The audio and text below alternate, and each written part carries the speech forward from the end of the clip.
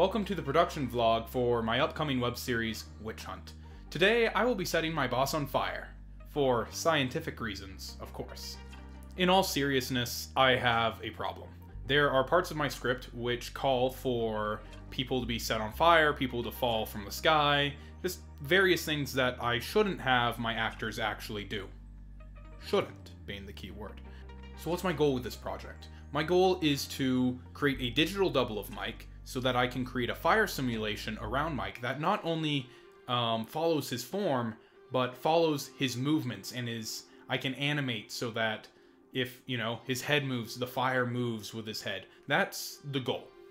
This technique is called photogrammetry, and what it is basically taking a lot of pictures of your object or person, and a computer program, Meshroom being the one I use, will track different points, create a mesh cloud, and hopefully recreate your, the object so you can manipulate it in 3D. Sounds easy, right? No, it's not. So first thing is first, I need to gather a whole bunch of pictures of Mike. So I did this, I threw them into Meshroom, which, by the way, like Blender, is also free. And within a couple of hours, it'll spit out a 3D model of Mike, which is, oh boy, it's given him chicken arms. No matter. First, let's clean up the mesh, deleting the vertices that we don't need, and then we're just going to give him new arms. Gentlemen, we can rebuild him. We have the technology. I don't plan on actually using this 3D model in the final render. What it is for is to help get the form of Mike so that I have a fire simulation that I can overlay onto the footage of Mike, if that makes sense. It will later in the video. So for now, I'm going to model some basic arms and try and Frankenstein it together. So that's what I did. I added some cylinders to each arm, rigged him up for animation, and we were ready to set him on fire.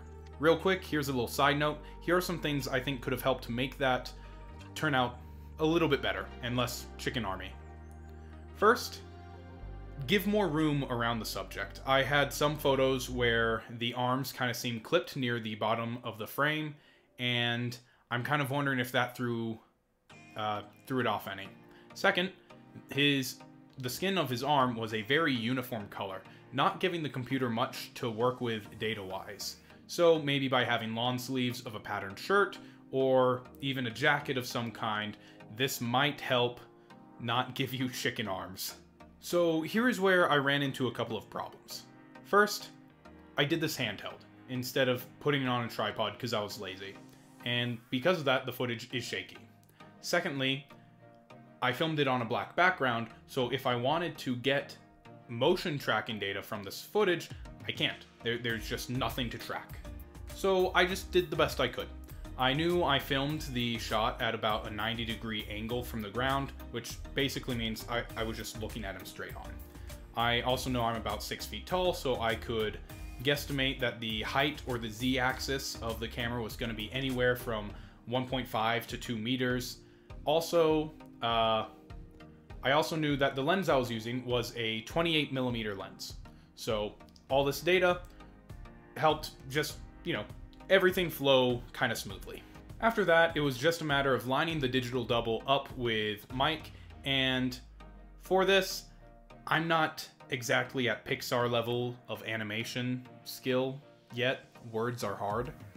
But I did want some movement, so I directed him just to kind of stay still and move his head.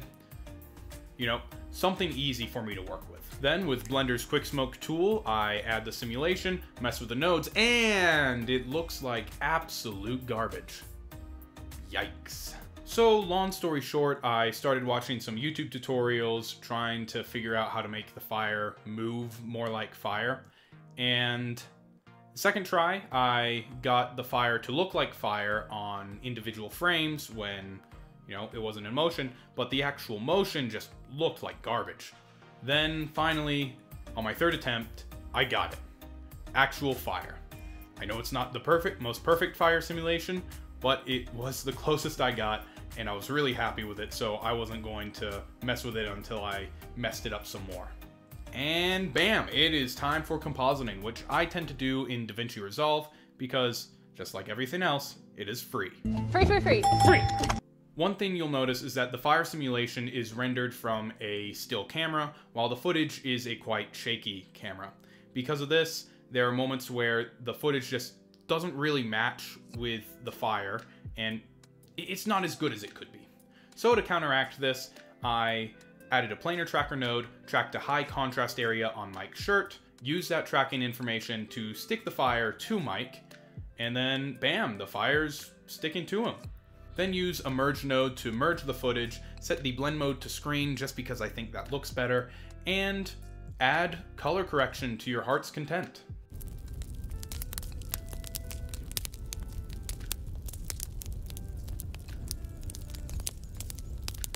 Is it the best fire sim I've seen? No, it's not. But the lessons I've learned while doing this are going to come in handy when I have to do this effect for real during post-production. So I hope you enjoyed the video.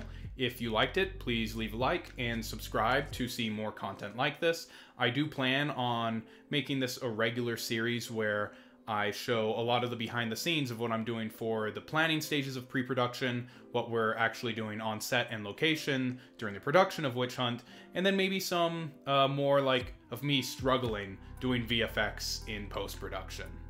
I really want to document the struggles of being a student filmmaker, hoping that not only this can be something I can look back on and see progress in myself, but hopefully something that can inspire other people to just tackle their dreams, no matter how crazy they might seem. So, as for now, that's all, and I'll see you later.